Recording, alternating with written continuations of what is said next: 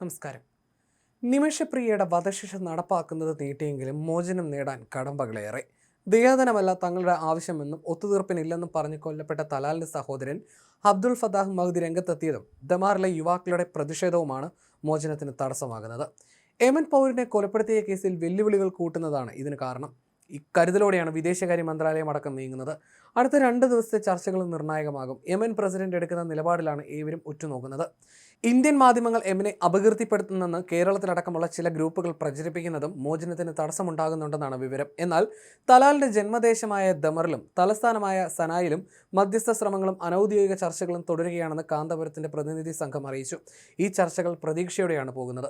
നിമിഷയുടെ ജീവൻ പണയപ്പെടുത്തിയുള്ള തർക്കങ്ങൾ എല്ലാവരും ഒഴിവാക്കണമെന്ന് save Nimisha Priya international action council ആവശ്യപ്പെട്ടു.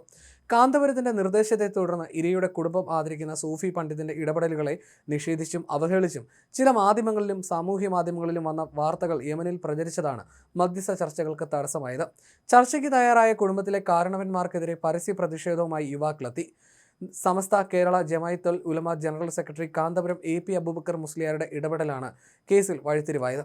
കാന്തപുരത്തിന്റെ അഭ്യർത്ഥന പ്രകാരം യമനിലെ സൂഫി പണ്ഡിതനായ ഷെയ്ഖ് അബീബ് ഉമർനു ഹഫീസുമായി നടത്തിയ ചർച്ചയിലാണ് വധശിക്ഷ നീട്ടിയത്. കേസിൽ ഇനിയും പുരോഗതി ഉണ്ടാകേണ്ടതുണ്ട്. ശിക്ഷ മാറ്റിവെക്കുന്ന ഉത്തരവേ ഉണ്ടായിട്ടുള്ളൂ.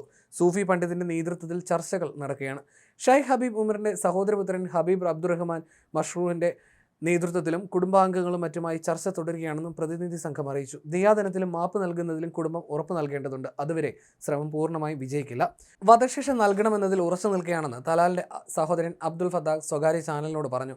ദൈവത്തിന്റെ നിയമപ്രകാരം ശിക്ഷ നടപ്പാക്കണം. ക്രൂരമായ കൊലപാതകവും കേസ് നീണ്ടുപോയതും വിഷമകരമാണെന്നും അദ്ദേഹം പറഞ്ഞു. ഇന്ത്യൻ മാധ്യമ റിപ്പോർട്ടുകളിലൂടെ നിമിഷപ്രിയയ്ക്ക് സഹതാപം നേടാൻ ശ്രമിക്കുകയാണ്, സത്യം മറച്ചുപിടിക്കുകയാണെന്നും പ്രതികരിച്ചു. ഫേസ്ബുക്ക് പോസ്റ്റിലായിരുന്നു തലാലിന്റെ സഹോദരൻ അബ്ദുൾ ഫത്താഹ് മഹ്ദി ഇക്കാര്യം വീണ്ടും ആവർത്തിച്ചത്. തലാൽ നിമിഷപ്രിയയുടെ പാസ്പോർട്ട് കണ്ടുകെട്ടിയെന്നും അവരെ ചൂഷണം ചെയ്തുമെന്നുമുള്ള കിംവദന്തികൾ പ്രചരിപ്പിക്കുകയാണ്. ഇത്തരം ആരോപണങ്ങൾ ശരിയല്ല. കുറ്റകൃത്യത്തെ ന്യായീകരിക്കാൻ ഇത്തരം ആക്ഷേപങ്ങൾ ഉന്നയിക്കുകയാണ്. കുറ്റവാളിയെ ഇരയായി ചിത്രീകരിക്കാനാണ് ഇപ്പോഴത്തെ ശ്രമങ്ങൾ. സഹതാപം നേടി പൊതുജന പിന്തുണ നേടാൻ ശ്രമിക്കുകയാണെന്നും അബ്ദുൾ ഫത്താഹ് മഹ്ദി പറയുന്നു. നീതി നടപ്പാക്കുന്നതുവരെ പിന്നോട്ടില്ലെന്നും ഒത്തുതീർപ്പ് നീക്കങ്ങൾ അംഗീകരിക്കില്ലെന്നും സഹോദരൻ പ്രതികരിച്ചിരുന്നു. BBC നടത്തിയ ഈ പ്രതികരണവും തലാലിന്റെ സഹോദരൻ വീണ്ടും സോഷ്യൽ മീഡിയയിൽ പങ്കുവച്ചിരുന്നു. വധശിക്ഷ മാറ്റിവെക്കുമെന്നും പ്രതീക്ഷയില്ല. വധശിക്ഷ ലഭിക്കുന്നതുവരെ കേസിൽ നിന്ന് പിന്മാറില്ല.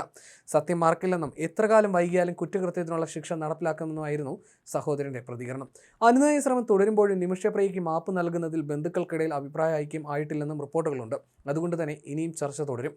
സഹോദരനെ അടക്കം അനുനയിപ്പിക്കാനുള്ള ഊർജിത ശ്രമവും തുടരുകയാണ്. കേസിൽ ഇനിയൊരു അറിയിപ്പ് ഉണ്ടാകുന്നതുവരെ വധശിക്ഷ നിർത്തിവെച്ചിരിക്കുന്നു എന്നാണ് വിധിപ്പകർപ്പിലുള്ളത്. എന്നാൽ കേസ് ഇനി എന്ന് പരിഗണിക്കുമെന്ന് ഉത്തരവില്ല. എന്നതേക്ക് മാറ്റിയെന്നും ഉത്തരവില്ല. നിമിഷപ്രിയയുടെ കാര്യത്തിൽ തുടർന്നും ഇടപെടൽ നടത്തുമെന്ന് കാന്തപുരം വ്യക്തമാക്കിയിട്ടുണ്ട്. കുടുംബവുമായി ദയാദനത്തിൽ ചർച്ച നടക്കുന്നുവെന്ന് കോടതിയിൽ അറിയിച്ചിരുന്നു. ഇതിൽ തീരുമാനമാകുന്നതുവരെ വധശിക്ഷ നടപ്പാക്കരുത് എന്നായിരുന്നു ഹർജി നൽകിയത്. ഇത് അംഗീകരിച്ചാണ് കോടതി വധശിക്ഷ നടപ്പിലാക്കുന്നത് നീട്ടിയത്. എന്നാൽ നിമിഷപ്രിയയുടെ കാര്യത്തിൽ ആശങ്കയുണ്ടെന്നാണ് ആക്ഷൻ കൗൺസിൽ അംഗങ്ങൾ വ്യക്തമാക്കുന്നത്. ശിക്ഷ നടപ്പാക്കുന്നത് നീട്ടിവെച്ചത് എത്ര കാലത്തേക്കെന്ന് വ്യക്തതയില്ല. വധശിക്ഷ എപ്പോൾ വേണമെങ്കിലും നടപ്പാക്കാമെന്ന ആശങ്കയുണ്ട്. ചർച്ച നല്ല രീതിയിൽ മുന്നോട്ട് പോകുന്നു. കാന്തപുരത്തിന്റെ ഇടപെടലാണ് അവസാനം ഗുണം ചെയ്തത്. മാപ്പ് നൽകുന്നതിൽ തലാലിന്റെ കുടുംബത്തിൽ അഭിപ്രായ ഐക്യമില്ലെന്ന് ആക്ഷൻ കമ്മിറ്റി അംഗം സജീവ് കുമാറും വ്യക്തമാക്കിയിരുന്നു.